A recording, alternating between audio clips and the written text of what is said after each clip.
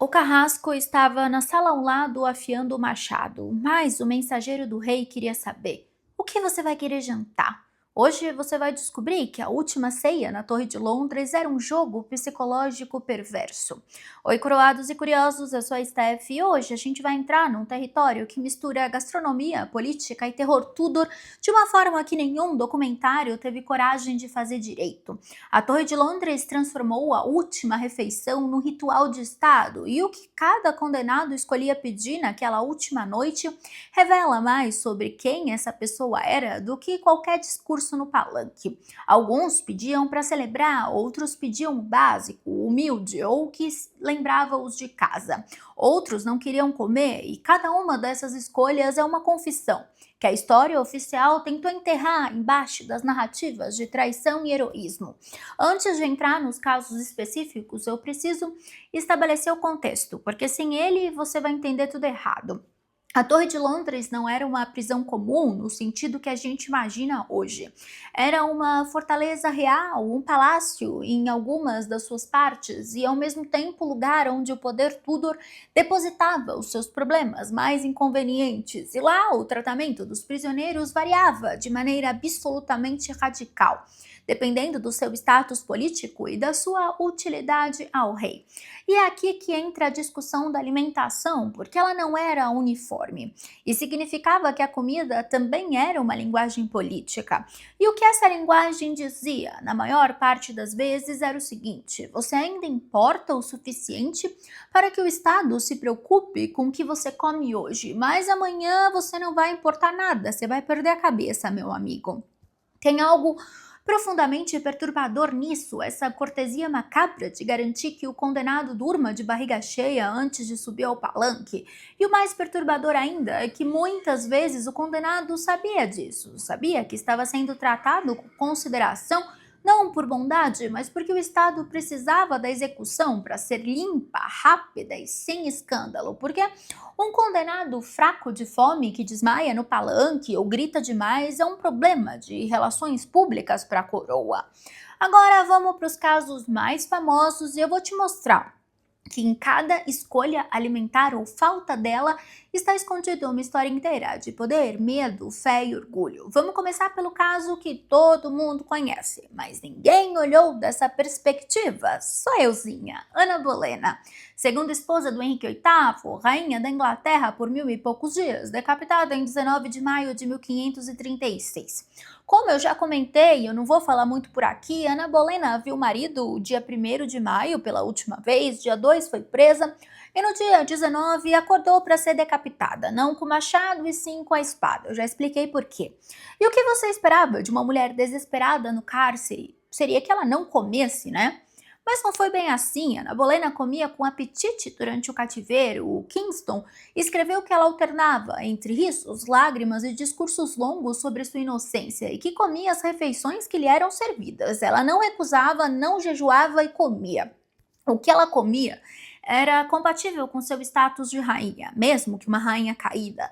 A alimentação dos prisioneiros de alto status na torre seguia uma lógica hierárquica documentada: carne, pão de qualidade, vinho e algumas iguarias às vezes. Não era, claro, uma mesa real completa, mas era muito melhor do que qualquer coisa que um prisioneiro comum receberia, ou até quem era da classe pobre.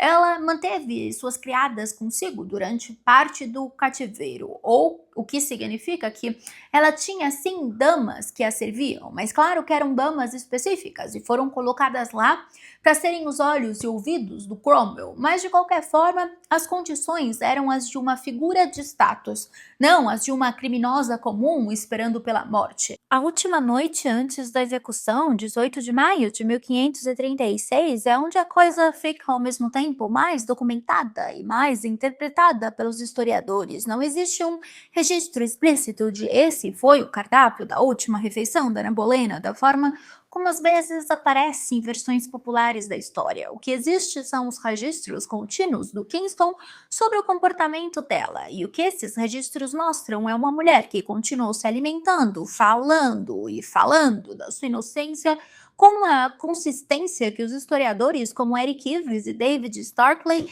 interpretam de maneiras opostas. O Ives acredita que ela era genuinamente inocente e que esse comportamento refletia a convicção real, enquanto o Starkley argumenta que era uma performance calculada de uma mulher que entendia exatamente o peso simbólico de cada gesto que fazia nesses últimos dias. E aqui eu preciso dar minha opinião, que é a seguinte: os dois podem estar certos ao mesmo tempo, porque Ana Bolena era uma mulher suficientemente complexa para ser ao mesmo tempo convicta da sua inocência e completamente consciente do valor simbólico de cada ação nos seus últimos dias.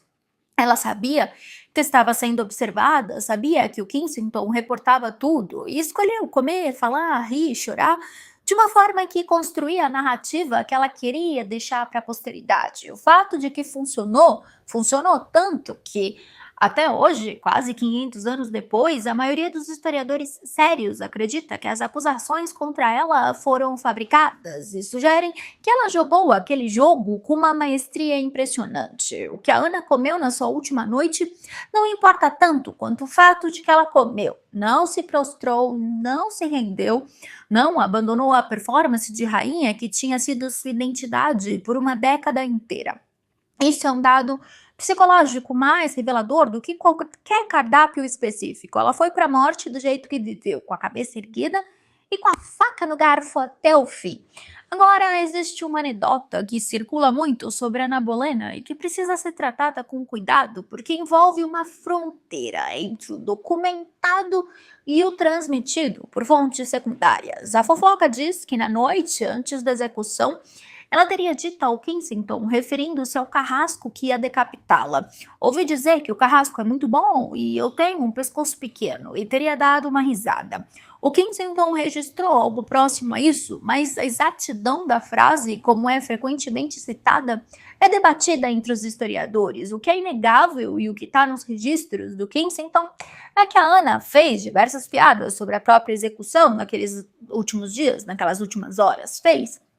Isso é mais assustador do que qualquer coisa que qualquer roteiro de ficção já inventou sobre ela. Uma mulher que faz piadas sobre o próprio pescoço no dia anterior à decapitação não é uma mulher destruída pelo medo, é uma mulher que decidiu que não ia mostrar o medo, ou que tinha chegado a um lugar de aceitação tão completo que o humor se tornava possível. De qualquer forma, é um retrato psicológico de densidade extraordinária.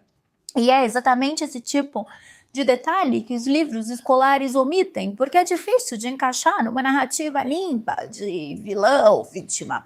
Se ela escolheu comer e continuar performando, o Thomas More escolheu um caminho completamente diferente. E essa diferença revela tudo sobre quem esses dois personagens eram e o que cada um entendia sobre morte, fé e o poder do último gesto público. Thomas More foi decapitado em 6 de julho de 1535 na Torre de Londres, após recusar por meses assinar o juramento de supremacia que reconhecia o Henrique VIII como chefe supremo da Igreja da Inglaterra.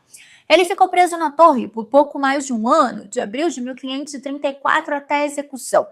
O que os registros mostram sobre a alimentação do Thomas More na torre é uma história de declínio progressivo. E esse declínio não era apenas físico, era também uma declaração política e teológica das condições da detenção do More, que foram piorando progressivamente na medida em que o governo do Henrique VIII tentava pressioná-lo a ceder.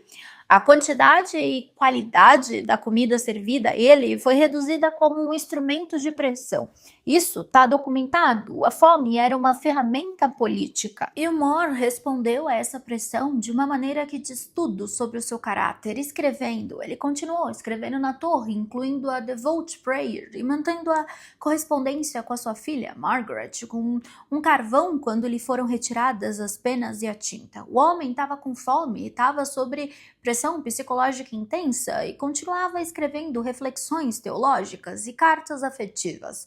A relação dele com a alimentação durante o cativeiro era funcional, não prazerosa. Ele comia o que tinha, não tinha relatos de pedidos específicos de iguarias ou de qualquer coisa que sugerisse uma relação de prazer ou conforto com comida nesses meses finais. Isso contrasta dramaticamente com outra figura que passou pela torre poucos anos depois e cujo comportamento alimentar antes da execução é um dos mais documentados e mais reveladores da história Tudor inteira. O Thomas Cromwell, o arquiteto da destruição do Thomas More, o homem que construiu a maquinaria legal que matou Ana Bolena, que desfez mosteiros e reformou a estrutura do Estado inglês com uma eficiência fria que os historiadores ainda debatem se é de se admirar ou de abominar. Ele foi preso em junho de 1540 e decapitado em 28 de julho do mesmo ano.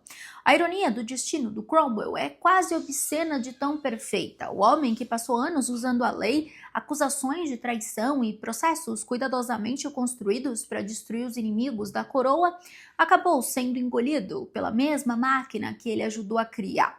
O casamento fracassado com Ana de Cleves enfraqueceu sua posição, mas não foi o que realmente o derrubou, e tem muita gente que diz isso. Enquanto o Cromwell ainda acumulou títulos, riqueza e influência, e até virou conde, os seus adversários na corte, especialmente o Duque de Norfolk, o tio da Ana Bolena, e a facção conservadora trabalharam para convencer o Henrique de que o ministro estava se tornando perigoso demais. Aos poucos, ele começou a ouvir os rumores de que o Cromwell ambicionava poder excessivo, queria controlar a sucessão e até sonhava em se casar com a princesa Maria. Nada disso precisava ser provado, bastava ser repetido.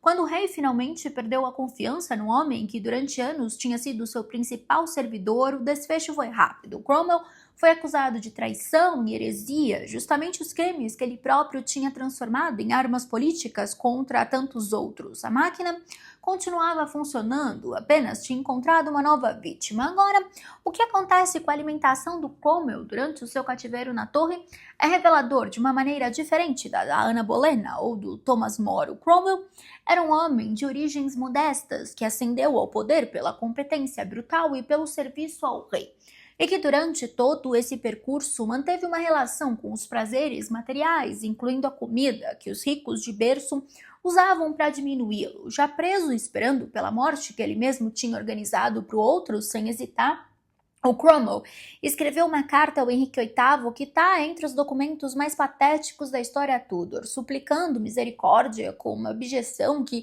contrasta brutalmente com a frieza que ele demonstrava ao assinar ordens de execução alheias. Os historiadores aqui pontuam que o Cromwell, diferente do More e da Ana Bolena, não tinha recursos espirituais ou psicológicos que lhe permitiam encontrar a paz diante da morte. O More tinha fé, a Ana tinha o orgulho e o projeto de posteridade, e o Cromwell tinha o serviço do rei, e o rei não queria mais o serviço.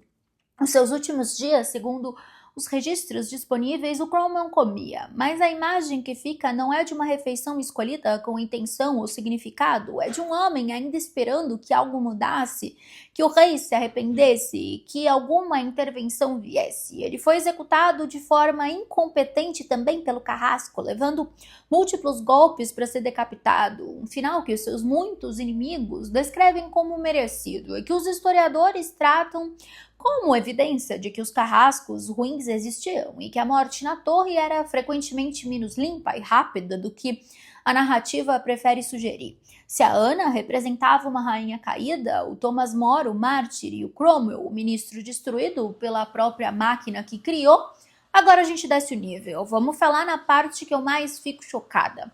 A execução de duas das figuras mais novas da história Tudor, a Jane Grey e a Catherine Howard. A Jane Grey tinha por volta de 16 ou 17 anos quando foi executada em 12 de fevereiro de 1554. A Catherine Howard tinha 18, talvez um pouco mais, quando foi decapitada em 13 de fevereiro de 1542. As duas morreram no mesmo mês, separadas por 12 anos. As duas foram usadas como peças políticas por famílias que as sacrificaram sem hesitar.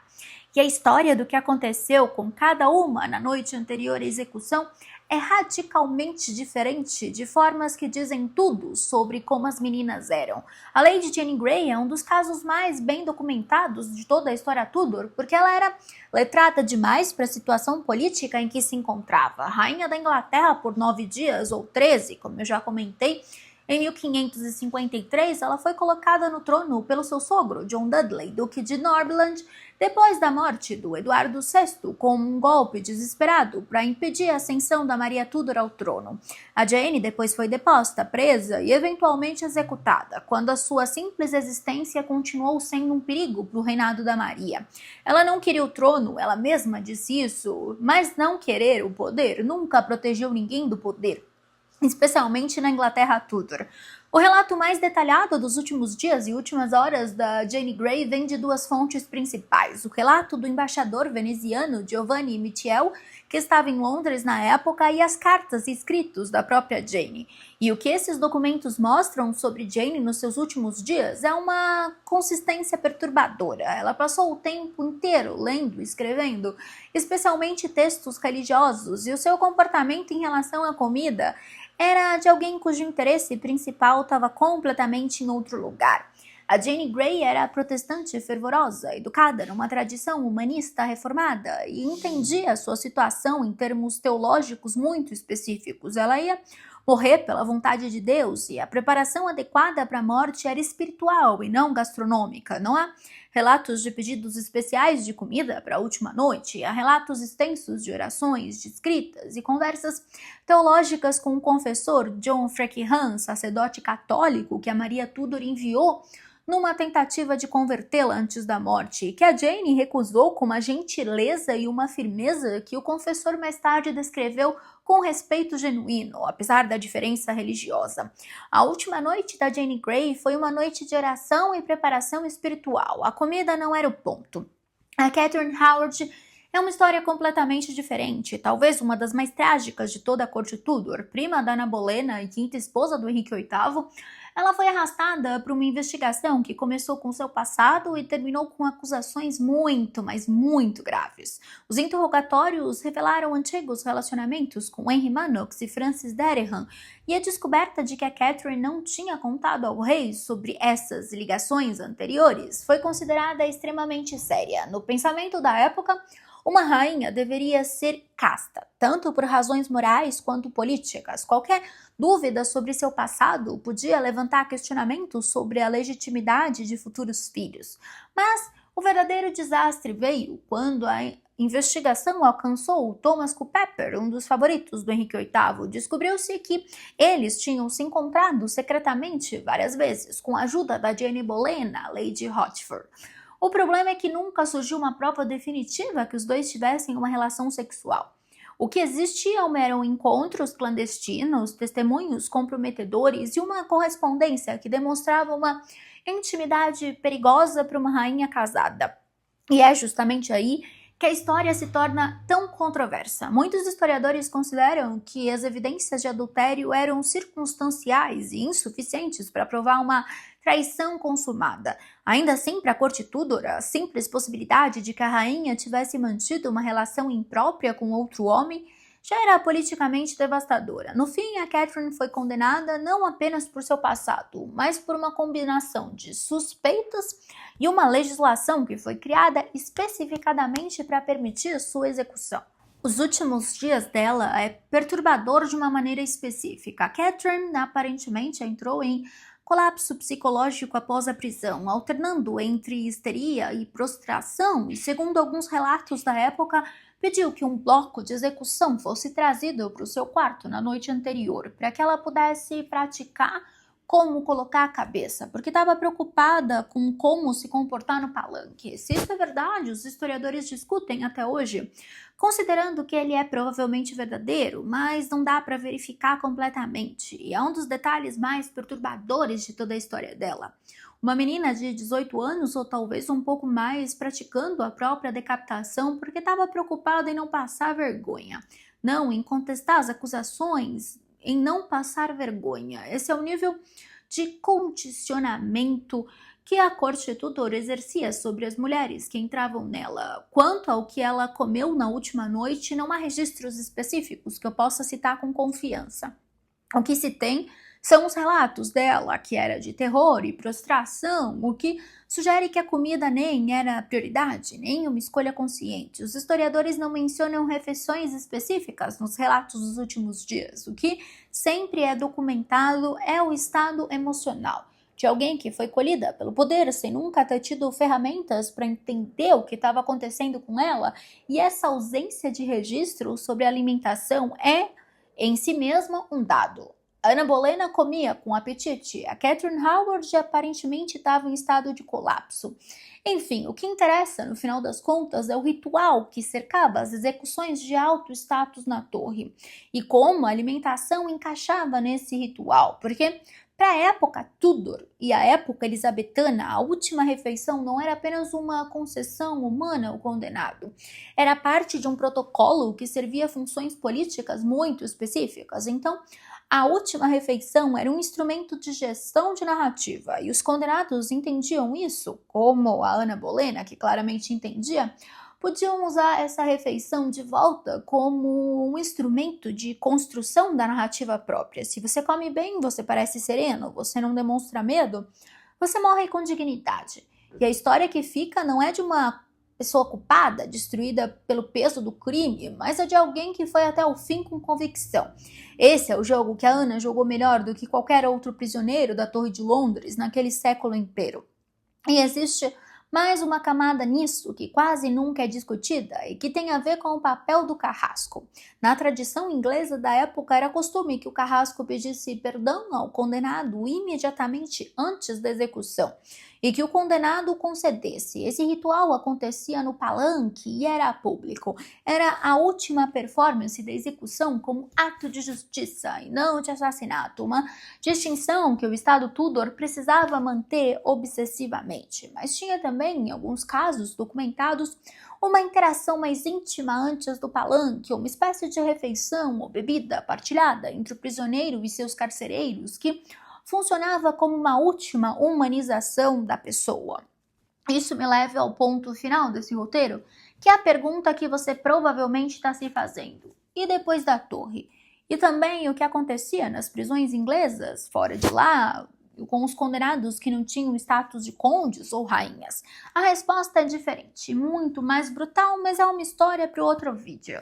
Porque se a Torre de Londres tinha o seu cardápio macabro, mas relativamente bem documentado e relativamente bem alimentado para os altos status, as prisões comuns da Inglaterra medieval e moderna, além dos outros países, eram um universo de escassez e um horror, que faz a Torre de Londres parecer um hotel de luxo. Newgate, Fleet, Machicia, essas prisões têm suas próprias histórias de últimas refeições e algumas são tão perturbadoras que vão precisar de um vídeo inteiro só para elas. O que fica depois de tudo isso é a imagem da Ana Bolena comendo com apetite numa cela da Torre de Londres com o pescoço ainda intacto e fazendo piadas sobre o seu próprio pescoço, de Thomas More escrevendo com carvão numa parede depois que lhe tiraram a tinta, da Catherine Howard praticando como colocar a cabeça no bloco para não passar vergonha, de Lady Jane Grey rezando a noite inteira enquanto o confessor católico tentava convertê-la e ficava impressionado com sua consistência da fé. São retratos de seres humanos no momento de absoluta eliminação de tudo que não é essencial, onde o que você faz com as últimas horas, com a última comida, com o último gesto, diz tudo sobre quem você realmente foi. E alguns desses retratos são claramente de pessoas inocentes sendo destruídas por um sistema que não tinha mecanismo de autocorreção, que a única resposta honesta é que foi um crime e o Henrique queria te decapitar. Um crime de Estado com boa comida servida na véspera. E eu espero que você tenha gostado desse vídeo. Se você gostou, se inscreve no canal, ativa o sininho e se torna membro. Eu vou adorar ter você aqui por perto e você vai me ajudar a continuar trazendo conteúdos de qualidade para vocês todos os dias. Nós temos vídeos novos todos os dias às 8 horas da noite. Um beijo grande e até amanhã para o próximo Steph Flix.